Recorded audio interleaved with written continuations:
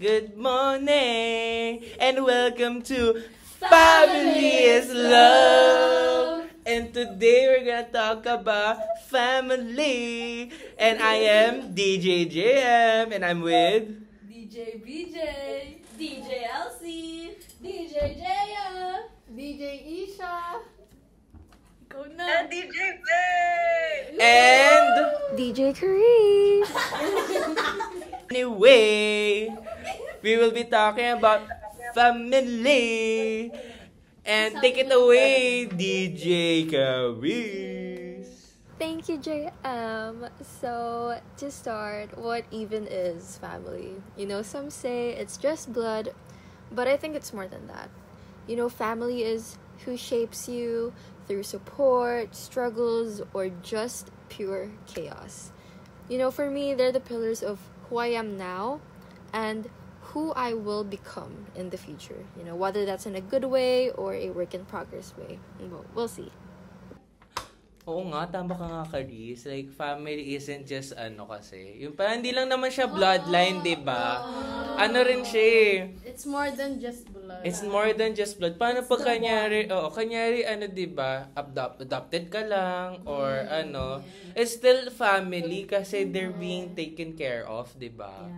Ang family is about loving each other. family is love. Family is about love. So, family is also is a team that is built on love and care. Tama. It's like people you can be comfortable with, people you can cry to, and people who will celebrate you. 100%. Amen. Kasi a family, hindi lang naman kailangan ng may nanay, tatay. Meron naman siya friends, di ba? Family. Family sa classroom, family sa house. Basta family. Ikaw, take it away, DJ Faith. Anong take mo?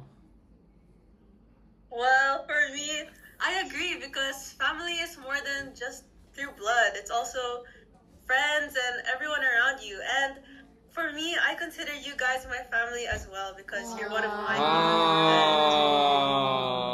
Family! Yeah.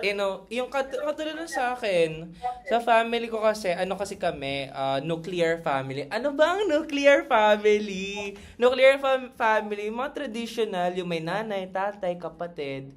Ganon kami. Kayo, mayroon ba kayong different kinds of structure? Kami, extended. It's not, hindi kami parang, we don't live in one house. Parang kami ng mga cousins ko, tita ko.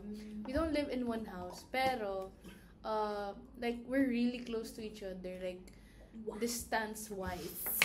And relationship-wise. And, for me, we're both nuclear and extended. Nuclear extended. Anong magandang pangalan? Nuclearly extended. O, ikaw naman, DJ Lexi. Nuclear? Hindi. Ay, oo. Sure ka? Hindi. Ano yung OFW? Yung conditionally separated. Condition. Ako, for almost my whole childhood, my dad kasi una na nag-OFW, so I'm a conditionally separated child. Pero nung recently lang, we're all magsama-sama! Wow! So, from conditional to nuclear! Ikaw naman, DJ Jaya! So like, yung sa akin, dati kasi my dad had to work as a seaman. So, naging conditionally separated. Pero nung nagka-business kami, tapos ayoko na siya paanahin sa barko. Siya nag-desisyon. Oo, ako pala. Huwag na. So, ano na kami, nuclear. Pero, like, a few years ago, yung tito ko nagkasakit. So, he had to live with us for 3 years. Yeah. So, parang naging extended. Tapos ngayon, hindi naman wala na siya. Grabe siya. Magaling na siya, nagka-surgery. So, pumunta siya sa nuclear family niya. So, nuclear na ulit kami. Pero yung ate ko wala. So, like, Nuclear pa rin yun. Nuclear pa din. Ikaw naman, DJ Isha. Go. For me lang, kasi mine simple lang, nuclear family. So, wala. Traditional family, mother, father, children. Gentleman. Pero are you close with like your cousin, titos, tita? Hindi. Like, nag-meet lang kayo occasionally? Yeah, kasi some of them are abroad na. Yung mga, kasi all of them are adults na. So, like, I can't hang out with them. But the thing is, my question is, ano ba yung step families? Kasi I'm getting confused with that. O, anong ba ang sa family? I believe si DJ Faith ang makakasagot niya. True ka dyan. Wow. Take it away. So basically, I think, I know, by definition actually, step family is someone, like, it just happened because someone, your mother or father may remarry, and so then someone, oh my gosh, how do I explain this? The child of the other family becomes incorporated with your family, so that becomes a step family. Yes. That's blended family. Di ba blended yun? Mali. Ang step family, yan yung parang hindi kayo magka-blood, di ba? Pero may kapatid ka. Ay, hindi, you're magka-blood gonna be kayo. connected by blood. Kunwari, yung mom mo may kabit. Yun. Tapos, yung kabit niya, nagkaanak sila. So, step family. sister, step sibling. Oo. So, like, Okay, my bad. Yun by yung blood in a way. Parang 50-50 mo siyang magkapatid, ganon. 50% lang Oo. kayo Yung magkadugo. sinabi mo kanina, blended yun. Oo. At least, the more you know. Anyway, di ba, napag-usapan natin yung napag-usapan natin tungkol sa mga pinsan-pinsan. Sa akin siguro, hindi magka-close kami ng pinsan ko, pero I think, mas naging close kami, especially sa mga, sa mga events, mga may holiday, tulad ng mga Christmas. Kasi kami, very spiritual kami na family eh. Yung every Christmas, pag Holy Week ba yun? Pag Holy Week, like kami magkakasama, simba-simba, nagala. Doon kami usually nakipagkitaan na mga cousins ko. Kahit malalayo sila, may mga nasa Bicol, Iloilo, meron sa Europe. So like, doon lang kami lagi nakipagkitaan ng aking mga kamag-anak. Aking mga kamag-anak. Basta, in short, very spiritual kami. Ever since sa mga, actually, sa mga sa dad side ko. Wait lang. Before we get into that, Yeah. ano ang genogram? Ano kasi yun? Ang genogram kasi, it's like, how is it different? Like, So, let's like say, a family tree. let's say madami akong titas, titos, Oh. cousins. How does it differ from a family tree? Okay, Kasi go. genogram, parang it's used to, parang visual representation of family. Parang in-depth research, parang are they divorced, ganon.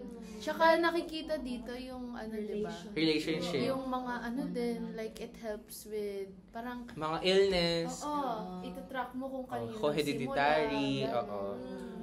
Doon rin makikita kung kanyari, careers ng mga family nyo. Doon rin, katulad na sa amin, sa family ko, sa dad side ko, puro pare, puro sister. Kaya very really... Pare ka na DJ, Father DJ Pero yun na nga, feeling ko doon nagsimula yung pagiging very religious namin. Kayo. Speaking of religious, ito tayong different family legacy. Spiritual ay isa. Ano pa ba ang mga dalawa? Oo nga. Sociability. Sociability. Ikaw. Emotionality. Sino? Ano ba ang spiritual legacy? JS. Ano yun? Spiritual, relationship, spiritual. Spirit. Mga pag-religious ka. Relationship with Yeah, God. with God. How Basta close being are- religious. Kayo ba? Did you guys grow up spiritual? Yes. My parents would say, Same. go to mass, mag-pray ka. Yung sa amin, lagi akong pumunta ng mass before na naka-dress. Wow! Si dress naman palating Outfit check. Ako like until now every night nag-rosary pa rin kami. Wow! I'm very blessed. Kaya pala blessing. Bless us with your blessings, bless. Shout out kay Sir Bridge. Next one. Next. Emotional legacy and Emotional. Si Caris. Go DJ Kanji. Thank you, DJ JM. So, this is hard for me. Emotional legacy is like the habits and behaviors and like the emotional responses that we inherit from our parents and our guardians, whether we want to or not. Well, in my case, I'll be honest. I got my parents' anger issues and like their sensitivity. The anger issues both my parents have. Based from what I've seen I think both of my parents have anger issues and they're both sensitive. So like it would be weird if I like didn't get any of those. It's not the best combo. But like I also think that I inherited their like determination and their perseverance and their hardworking nature, If I get something negative, syempre, I have to get something positive out of them.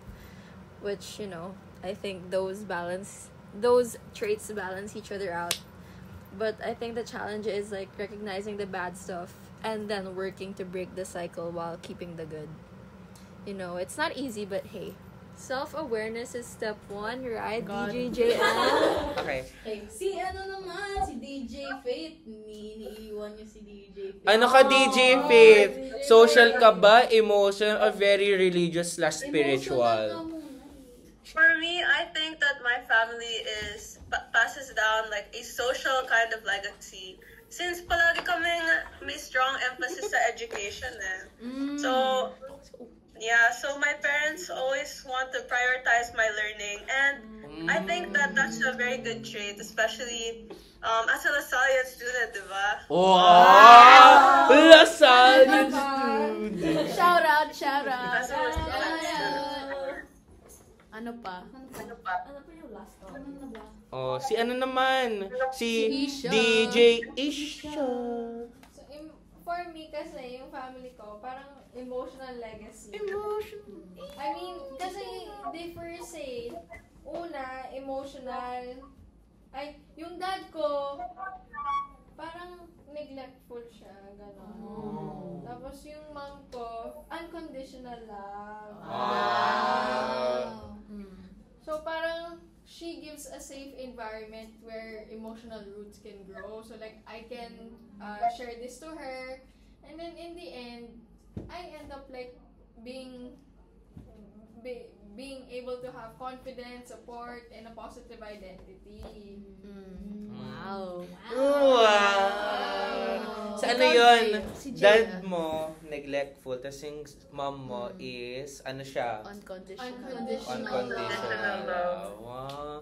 Kaya nga diba, family is love. Ikaw naman, si Lexi. Ako naman, since I grew up in Singapore. Si Merla yun talaga. My mom always taught me to be very social, and I learned more about different cultures by engaging with other people. So my family always I'd say it's a very social, amicable, friendly, very extroverted ang person. I can tell. So real. Sino naman? Sino na? Di pa, si Jaya pa. Ay, ako na. Jaya, and lastly, Okay, so Jaya. Yung sa legacy na na-inherit ko siya. Kasi, yung dad ko, very social. Social butterfly. Yung mom ko, very introverted. Pero, ang sabi ng mga peopleability sa akin, lalo na yung mom ko, sabi niya, nakuha mo talaga yung pagiging mabarkada mo sa tatay mo. Yun yung sabi. Oo, Pero, kasi, madami naman akong friends. And that's not a bad thing. So, parang feel ko, yung legacy na napunta sa akin is yung pagiging social ng dad ko. So, like, doble gastos, pero okay lang.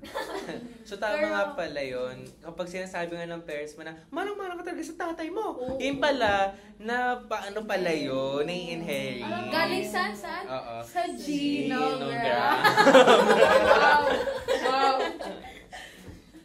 Pero can we all agree na lahat ng emotional, social, spiritual, lahat naman yun na ano sa family, diba? Oo. May good and bads naman. Sa parenting style. Sa parenting Yan. styles. Speaking of parenting styles, ano mga parenting styles ng family nyo? Let's ano start. Ano iba-iba? Sige. Anong iba-iba? Meron tayo 4. Merong authoritative, permissive, neglectful, authoritarian. Authoritative. Anyway, sino next? Sinong gusto? Taas kamay. Ano ba ang authoritative? Ay, sige, authoritative. DJ Faith, ano nga ba ang Explain mo nga. difference ng authoritarian sa authoritative? Well, ang authoritarian, yun naman yung, authoritarian.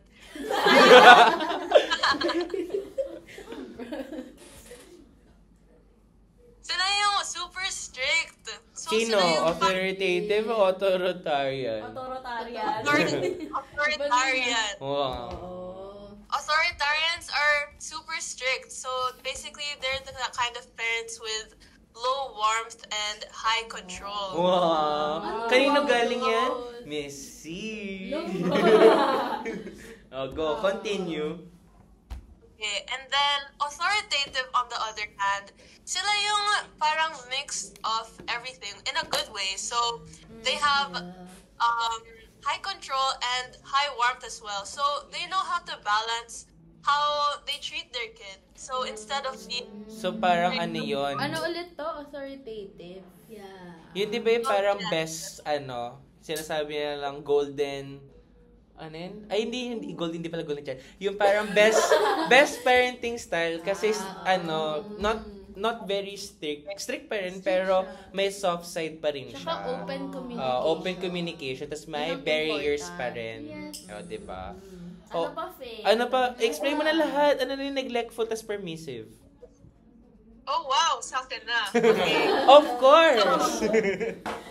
Neglectful, yun naman yung very, like, that's low warmth Ay, and grabe. low control. So, yeah, so, yun nga, very straight to the point naman, neglectful.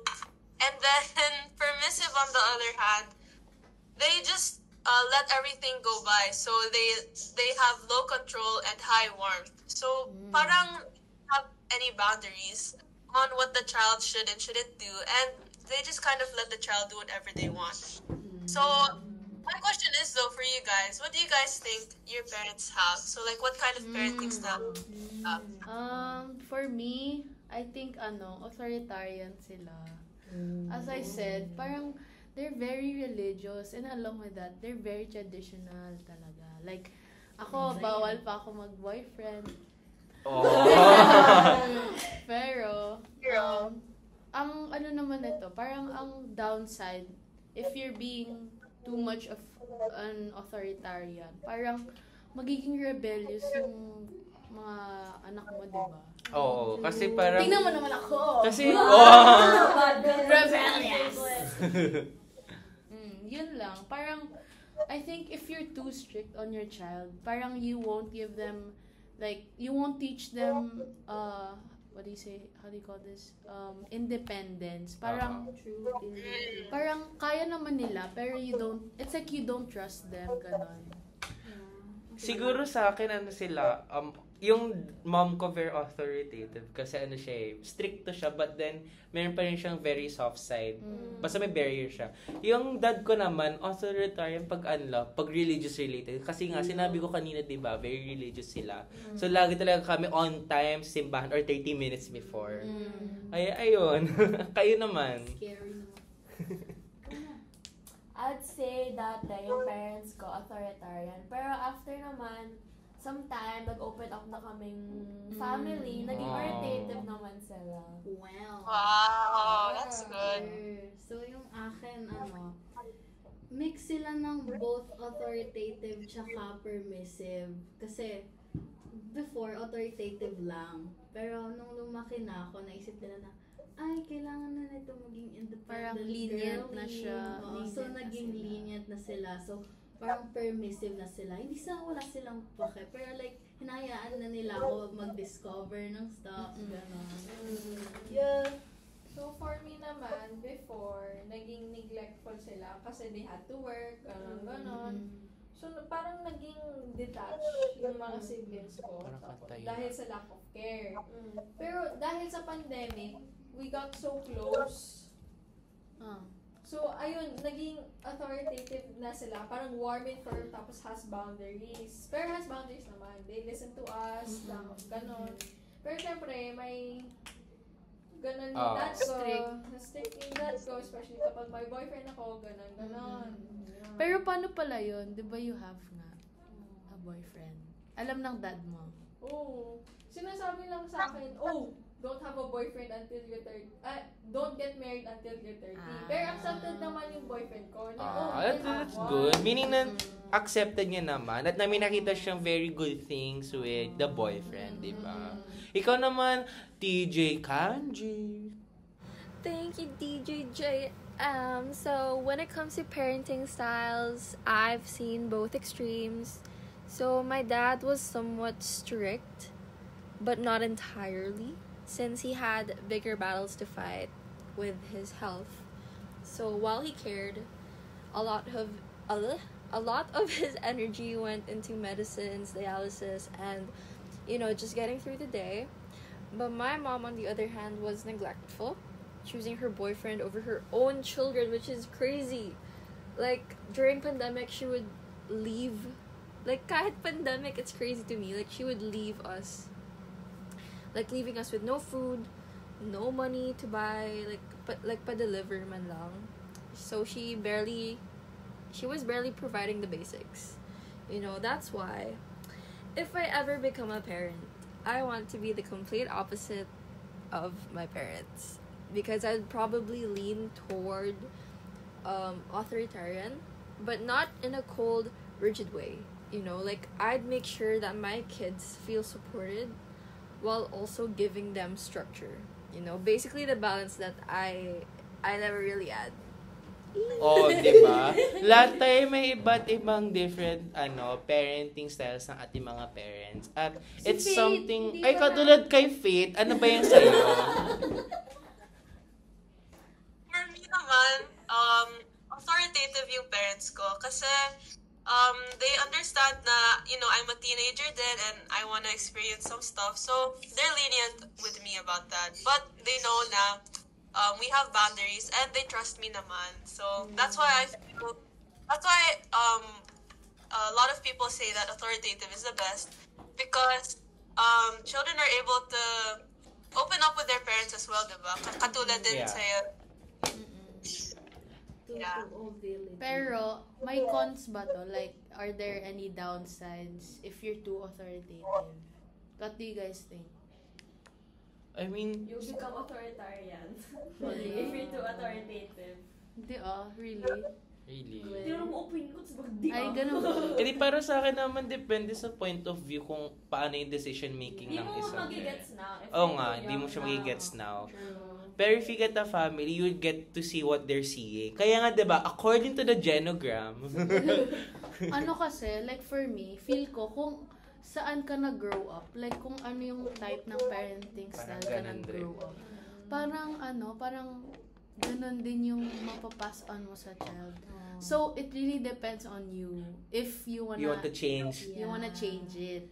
Kaso, parang for me lang, it's hard to change that. Kasi, yun yung kinalakihan mo Napapass diba? down Diba? Oo. Parang yun yung, dun ka sanay. Mm-mm. Parang, dun ka lumaki. So, it's hard. Kaya, Pero I go. feel like kunwari if bad talaga yung parenting style nila, you have to make an effort to change it para sa next generation. Kaya nga, diba? If you don't stop it, it will continue.